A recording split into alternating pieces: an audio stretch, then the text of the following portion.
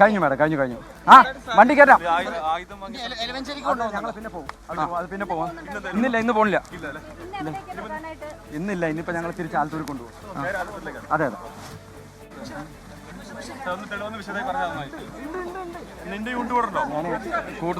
കൂടുതലൊന്നും സംസാരിക്കാനില്ല. 2 ദിവസത്തെ കസ്റ്റഡി. ഇന്ന് ഉച്ചയ്ക്ക് 12 മണി മുതൽ നാളെ വൈകുന്നേരം 3 മണി വരെയൊക്കെയാണ് ബഹുമാനപ്പെട്ട കോടതി ഞങ്ങളുടെ കസ്റ്റഡിയിൽ തന്നത്.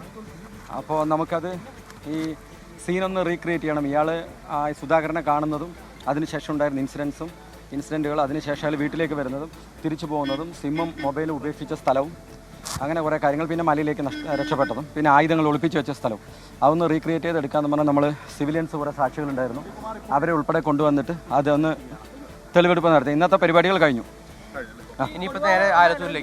അത് ഞങ്ങൾ പിന്നെ തിരയും. ഇന്നില്ല, ഞാൻ ശാസ്ത്രീയ തെളിവുകൾ എല്ലാം എടുത്തിട്ടുണ്ട്. ഇന്നും അതായിരുന്നു.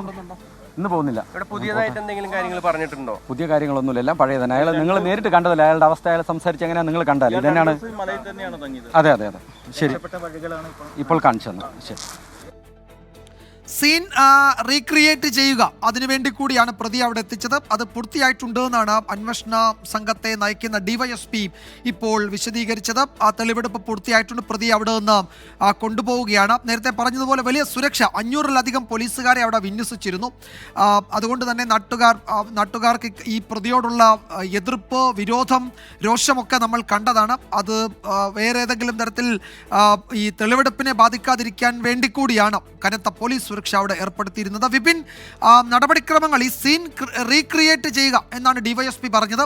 അതുൾപ്പെടെ പൂർത്തിയാക്കിയിട്ടാണ് അന്വേഷണ സംഘം മടങ്ങുന്നത്, അല്ലേ?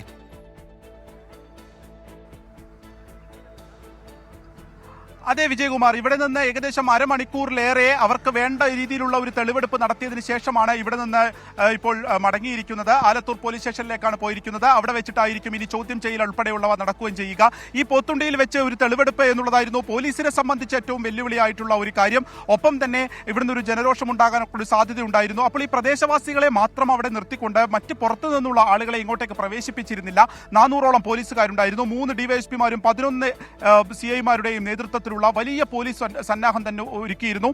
100 വനിതാ പോലീസുകാരുണ്ടായിരുന്നു. ഒപ്പം തന്നെ ഈ ബോയൻ നഗർ എന്നുള്ള സ്ഥലത്തിന്റെ ഏറ്റവും എൻഡിലുള്ള വീടാണ് സുധാകരൻ്റേത്. അതിന്റെ തൊട്ടിപ്പുറത്ത് ഈ പറഞ്ഞ പോലെ ചെന്താമരയുടെ വീട്, അതിന്റെ വലതുവശത്ത് ഈ ചെന്താമര എപ്പോഴും ഭീഷണിപ്പെടുത്തിയിരുന്ന പുഷ്പയുടെ വീട്. ഇങ്ങനെ 3 വീടുകൾ ഒറ്റപ്പെട്ട ആ ഒരു പ്രദേശത്ത് നിൽക്കുന്നു എന്നുള്ളതാണ്. അതിനുശേഷം നോക്കത്താ ദൂരത്തോളം പാടമാണ്, അവിടെ തെങ്ങുംതോപ്പാണ്, അതിനുശേഷം പിന്നീട് കാട്. ഇതാണ് ഒരു നിലയുണ്ടായിരുന്നത്. അപ്പോൾ ഈ കൊലപാതകം നടത്തിയതിന് ശേഷം നേർവഴിക്കല്ല ചെന്താമര പോയിട്ടുള്ളത്. അതേക്കുറിച്ച് ചോദിച്ചപ്പോൾ ഇയാളുടെ മൊഴി ഉണ്ടായിരുന്നത്, ഞാൻ പെട്ടെന്ന് പരിഭ്രാന്തനായി, അതുകൊണ്ട് വേലിയെടുത്ത് ചാടുകയാണ് ചെയ്തത്, അതിൽ മുറിവ് പറ്റി, അങ്ങനെ ഞാൻ കാട്ടിലേക്ക് പോയി എന്നുള്ളതായിരുന്നു. കാട്ടിലേക്ക് പോകുന്നത് ഈ 26-ന് ഈ കൊലപാതകം നടത്തിയത് അന്ന് രാത്രി മാത്രമാണ്. 10 മണിക്ക് കൊലപാതകം നടത്തി ആ ദിവസത്തിൽ അയാൾ അവിടെയൊക്കെ ഒളിച്ചിരുന്നിരുന്നു, ആ പാടത്തൊക്കെ ഒളിച്ചിരുന്നിരുന്നു.